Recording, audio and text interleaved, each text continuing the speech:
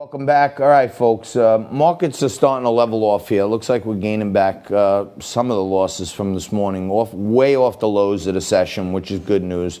But one of the things that keeps knocking around this market like a ping pong ball is the fact that there was a pause in the COVID-19 reporting by the mainstream media while we were going through the unfortunate death of George Floyd and the protests and the riots and all that other stuff.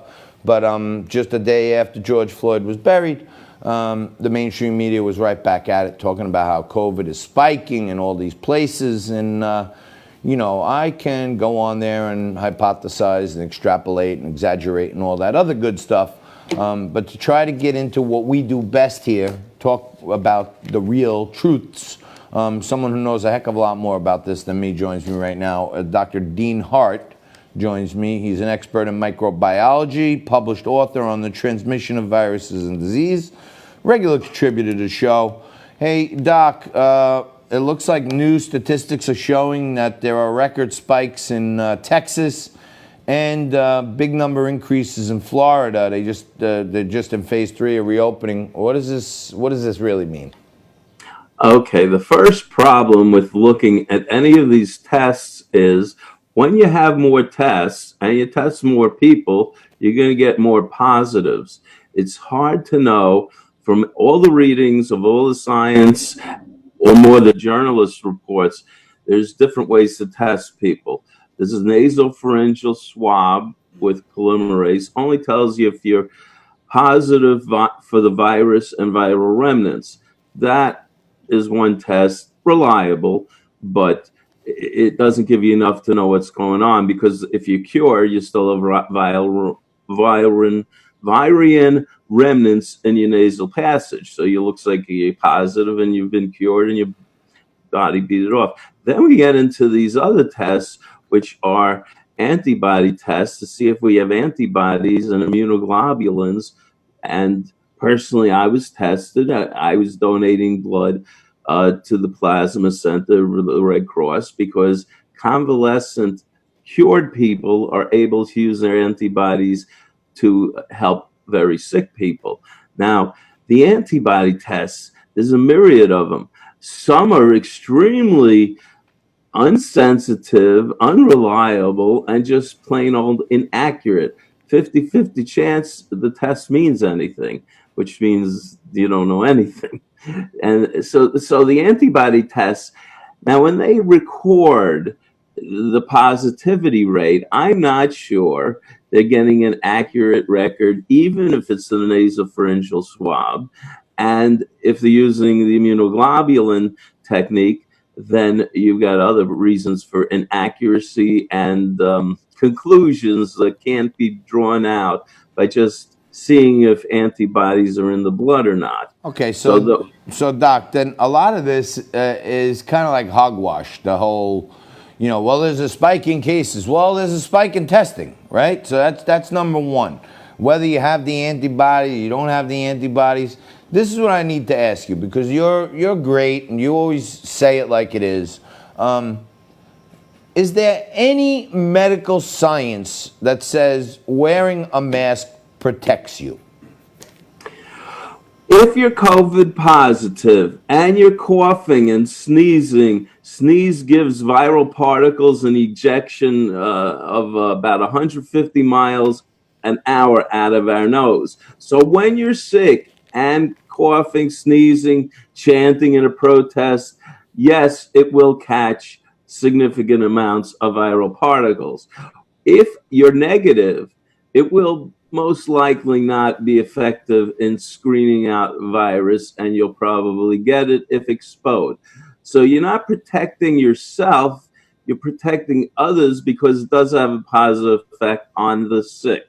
Got it. So with all these mass protests going on around the country, there's a lot of renewed concerns that there's going to be spikes around there. I do see a lot of these Antifa folks wearing like bandanas over their mouth and nose. But I do see a lot of people unmasked. Could these hot spots where the rallies are turn into spike zones for COVID? Well, if you're a scientist, like I hope people perceive me as, I had the immunological test that showed me I have antibodies and they were reactive. And it was a form of the reliable test. Now, in my case, I can wean out what's a reliable test, which is a quick, fast test that isn't going to be reliable. So if you knew you had COVID, then you got over it, and then you were positive for antibodies, you theoretically don't need a mask, theoretically, because in the past, SARS and MERS imputed some a level of immunity for probably a year, 2 years, 3 years. So just like many virus people get, like the chicken pox, you have a party when you're a kid and you're immune for life is the thought. And we have a whole range, so there's lots of unknowns. The main thing you got to look at, the one thing that will not lie to us, if you look at a hospital and you see how many people are in the ICU or how many people are very sick there with obvious infection, that's not going to be so misleading. So when you look at the hospitals, you have a good idea of what the population is going through and suffering through. Theoretically, these tests will shed tons of light. They're just not there yet. There's a novel virus, and we never experienced it, so we don't know really how to test it so perfectly. Got it. Now, let me ask you this. I read an article that I thought was quite informed. I did some back testing on it also. It was by a guy who was studying, treatments for coronavirus out of London. I don't remember, the Imperial University or something like that.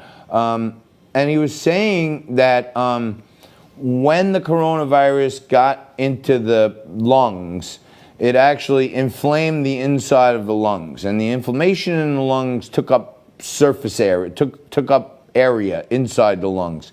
And one of the things that he was talking about was that the use of respirators was the absolute opposite of what they should have been doing, because his thesis was that when the inner lining of the lungs was inflamed, it was taking away space in there, area in there, and then when they forced more air into the lungs, it was actually causing the people more problems because there was less space to hold the air that they thought they were pumping in there.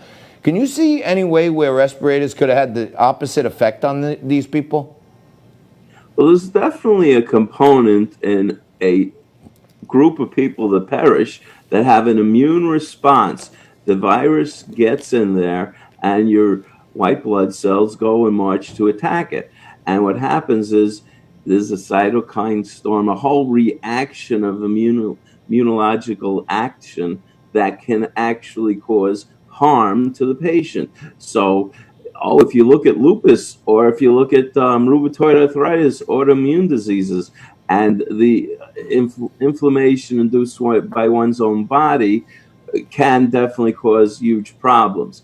And sticking a tube down somebody's throat, can't see the immune system chilling out with that one. So it makes sense that even though they're not breathing well, you got to know the underlying reason why they're not breathing well. If there's huge inflammation, how well is a respirator going to work? Right, and I'm no scientist, although I sometimes try to play one on TV.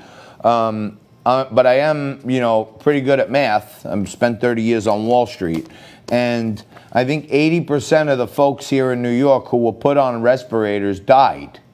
So, Yes. I had one friend who was in the hospital for a while, and I was telling him, hey, man, don't let them put one of those respirators down your throat, because you got, a 400% chance more of dying than if you leave it out. And it seems like the odds were just in the favor of people who didn't get respirators.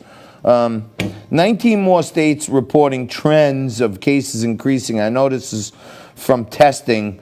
But can you see any way, in our final 30 seconds here, quick answer, Doc, any way we could see a really big second wave like this? Well, the second wave to me, as I said, is the hospital stays, the ones that must go to the hospital for medical care. If we get a cold or a flu and we get over it, to me, that's not unusual. That's nature. in the boats, the cruise boats, people, 60% of the cruise boat people, or the Teddy Roosevelt, when they sampled all the sales, 60% got it, the COVID positive, but 80% were asymptomatic.